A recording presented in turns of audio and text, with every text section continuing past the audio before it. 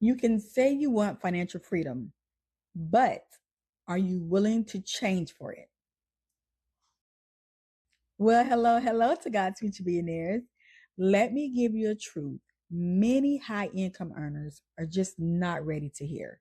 They're not ready to hear it. You can say you want financial freedom, but still resist the very structure that freedom requires. You can even say you want to be out of debt, right? We all want to be out of debt, but still hold on to the habits that keep you in debt or keep debt alive. You can say you want financial clarity, but still avoid looking at your numbers because the truth feels very uncomfortable. And today I want to talk about a question Jesus asked that still speaks to us right now. Because before some things change, I want you to lean in. Come on. You have to want to be made well. You have to want freedom enough to participate in the process. And when it comes to your finances, that same truth applies. You have to want to be financially free, not just wish for it, not just pray for it, not just complain about the pressure. You have to want it enough to change how you manage what God has already placed in your hands. Yeah. Lean in. I'm talking to the high income earner, the one with the income, the one with the career, the one who looks like they should be a further ahead by now. But inside, there's that pressure, there's confusion, there's debt, there is the quiet question. Why do I still feel stuck when I make good money? And here's the truth. Sometimes the issue is not ability. Sometimes the issue is willingness, because financial freedom requires more than desire. I told you I want you to lean in. It requires decision. In John 5 says this: Jesus met a man at the pool of Bethesda. He had a condition for a very long time. And Jesus asked him the question, wilt thou be made whole? Or some translation says, wilt thou be made well? Now that question has always stood out to me because Jesus was standing right there. Healing was present. Power was present. Change was present. But Jesus still asked the man a question. Do you want to be made well? And I believe the same question can speak to our financial lives today. I'll ask you, do you want to be financially free? Do you want to be out of debt? Do you want clarity instead of chaos? Come on, I want you to lean in. Do you want peace instead of pressure? Because freedom may be available, but we still have to respond. The man at the pool had a reason. He said he had no one to put him in the water. And I get it. I get that because many people have reasons, and these are real reasons to them. You weren't taught how to manage money. You grew up seeing debt as normal. You learned how to earn, but not how to steward. You have family obligations. You have rising costs. You have debt. You have things like debt that has followed you for years. And I understand all of that. And I'm not here to shame. There's no condemnation here. But I am here to tell you the truth. At some point, the reason cannot be your residence. Ooh, I feel something pushing me there. At some point, you must decide, I will not stay here. I will not keep living under this pressure.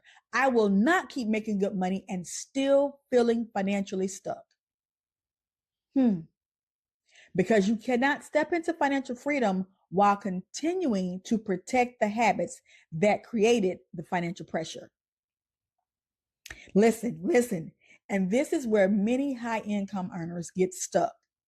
Not because they don't earn enough, but because they have not decided deeply enough to build a new structure.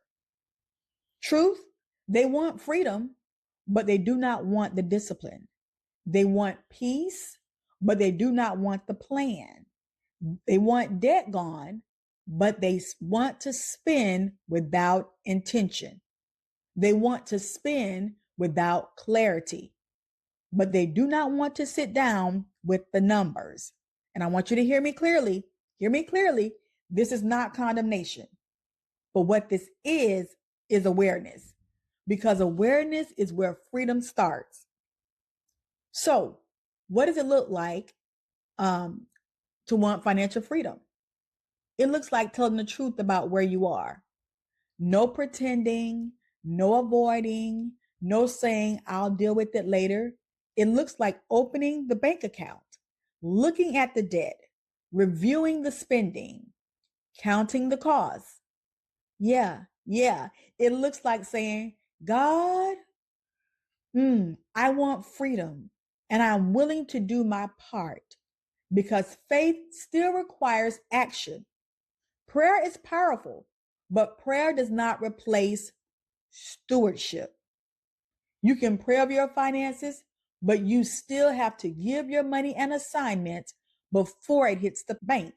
You can ask God for wisdom, but when God gives you instruction, you have to obey it. You can believe for freedom, but you still have to build a structure that supports it. And that's where money mapping comes in. Money mapping is not just a budget. Come on, I want you to lean in. It's a decision. It's a system. It's telling your money what to do before it hits the bank, on purpose and with purpose. It is built on 3 principles. Come on. Discipline, intention, and strategy. Discipline says, I am willing to tell myself no now so I can walk in freedom later. Intention says, my money will not move without purpose. Strategy says, I am not guessing anymore. I am building a plan. That is how you move from chaos to clarity. That is how you move from pressure to peace. That is how you begin walking in financial authority. So let me bring this to practical. If you want to be financially free, here are 3 things you can do. Step 1, tell your money where to go.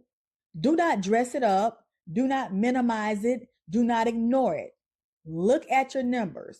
What do you owe? What do you make? What is leaving your account every month? Truth, because you cannot be healed in the area you refuse to look at. You cannot build financial freedom from financial avoidance. Step 2, decide what freedom looks like. Do you want to be debt-free? Do you want margin? Do you want emergency savings? Do you want to stop using credit cards to survive? Do you want to build investments? Do you want to leave legacy? You have to define the destination, because if you don't define the destination, your money will keep following pressure. Finally, step 3, replace chaos with structure. This is where desire becomes discipline. This is where prayer becomes participation. This is where hope becomes a plan. Build a structure, write the numbers, assign the money, give every dollar a purpose. Because financial freedom does not happen by accident. Come on, I need you to lean in. It happens through discipline, intention, and strategy. I'm going to say it again. Discipline, intention, and strategy. Now, let me ask you something. Do you really want to be financially free? Not just relieved, not just caught up, not just comfortable for the moment, but free. Free from the cycle, free from the pressure, free from money controlling your peace. If that question makes you uncomfortable, don't run from it. I want you to sit with it. Yeah, I want you to sit with it, because sometimes the question that confronts you is the question that God uses to move you. I feel something pushing me here. Listen, the man at the pool had to answer. After Jesus spoke, he had to get up.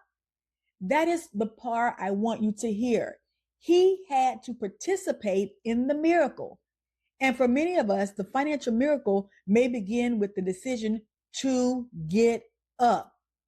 Open the numbers, write the plan, and stop waiting for freedom to happen while we keep doing the same thing. If you are a high income earner, who knows? You knows your money should be further ahead by now. This message is for you. You do not need more shame, and that's not my purpose. What you need is structure. You need clarity. You need money mapping. You can learn more at buildingthewholeyou.com. Don't forget to like, share, and subscribe. Share the movement. Tell someone about this message because there is no freedom like financial freedom. Remember, every dollar has a purpose. Every plan has a promise. And guys, every win has a witness.